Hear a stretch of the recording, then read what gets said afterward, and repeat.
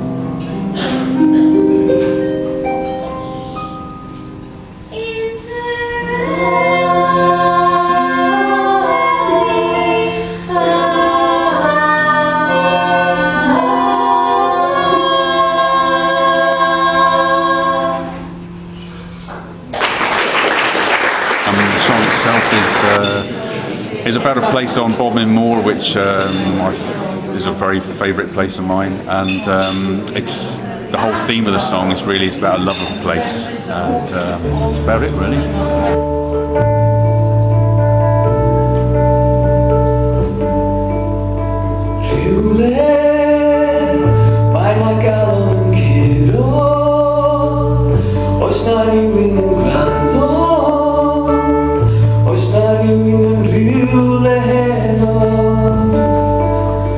Keller fly